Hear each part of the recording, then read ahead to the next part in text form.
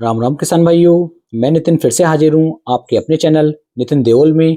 किसान भाइयों, आज हम बात करेंगे मक्का की फसल के अंदर, मक्का की खेती के अंदर पहला खाद हमें कौन सा डालना चाहिए। पहले खाद के रूप में हमें ऐसा कौन कौन से खादों का चयन करना है जिससे कि जो हमारी मक्का की फसल है अच्छी तरीके से ग्रोथ कर सके और उसके ऊपर जो भुंटे हैं वो बहुत ही अच्छी तरीके से निकल करके आ सके। तो इस वीडियो को पूरा जरूर देखें। जिस समय पर हमारी मक्का की फसल ग्रोथ कर रही होती है उस समय के लिए जिन खादों का आज मैंने चयन किया है, ये 4 खाद हैं और इन चारों खादों का यदि आप उपयोग कर लेते हैं तो आपकी मक्का जो है बहुत ही अच्छी तरीके से ग्रोथ करनी शुरू कर देगी। लेकिन इन सब बातों से पहले आपको ध्यान देना है कि आपकी मक्का की फसल के अंदर किसी भी तरह का कोई भी खरपतवार नहीं होना चाहिए। बिल्कुल साफ रहित मक्का आपकी होनी चाहिए। जैसे आप इस समय पर वीडियो में देख पा रहे हैं, बिल्कुल साफ मक्का होगी। उसके अंदर हम खाद डालेंगे, सिंचाई करेंगे, पानी देंगे तो हमारी जो मक्का होगी वो अच्छी तरीके से ग्रोथ करेगी और बहुत ही शानदार वाली उपज हमें देखने को मिल जाएगी।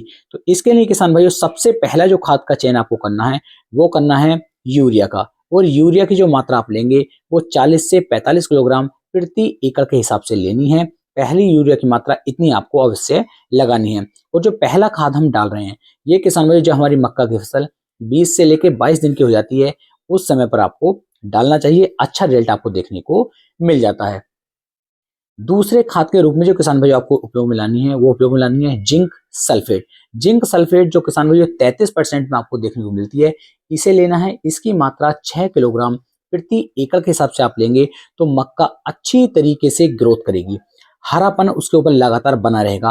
फंगस का अटैक भी किसान भाइयों उसके अंदर काफी कम आपको देखने को मिलेगा, क्योंकि इसके अंदर सल्फर होने की वजह से फंगस भी बहुत कम किसान भाइयों आपकी फसल के अंदर लगेगी। और इसकी मात्रा 6 किलोग्राम प्रति एकड़ के हिसाब से लेनी है। इससे ज्यादा मात्रा न लें। बिल्कुल सफिशिएंट, बिल्कुल सही डोज किसान भाइयों मैं आपको बता रहा हूं।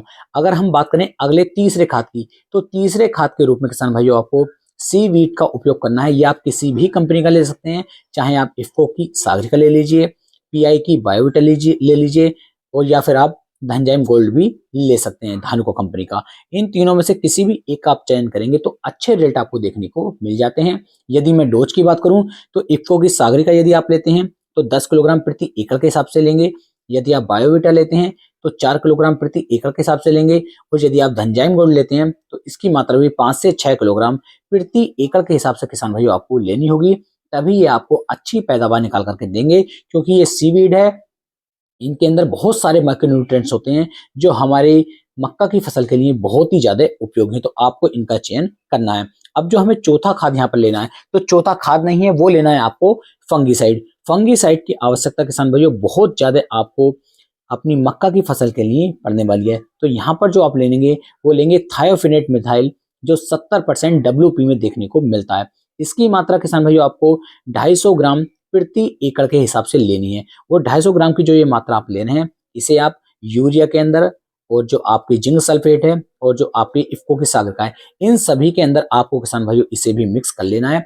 अच्छी तरीके से कोडिंग करने के बाद, अच्छी तरीके से मिलाने के बाद अपने खेत में एक बार पूर्व से पश्चिम और एक बार उत्तर से दक्षिण की तरफ पूरे खेत के अंदर इसका बिखराव आप खाद का करवा दीजिए।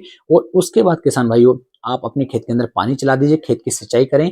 तो इससे ये जो खाद हैं बहुत ही अच्छी तरीके से मिट्टी के अंदर ऑब्जर्व हो जाएंगे। हमारा जो फसल है उसे ऑब्जर्व कर लेगी, ग्रहण कर लेगी और हमारी जो फसल है फिर बिल्कुल हरी भरी होकर के चलेगी। इसका जो तना होगा वो बहुत मजबूत होगा, जड़ें काफी ज्यादा मजबूत हो जाएंगी, जिससे जो हमारी फसल है वो हवा चलने पर, बारिश पड़ने पर भी नीचे नहीं गिरेगी, जिससे हमारी पैदावार में कोई भी नुकसान या कोई भी कमी किसान भाइयों देखने को नहीं मिलेगी। तो इन चारों खादों का चयन यदि आप कर लेते हैं तो आपको बहुत ही अच्छी पैदावार देखने को मिल जाएगी।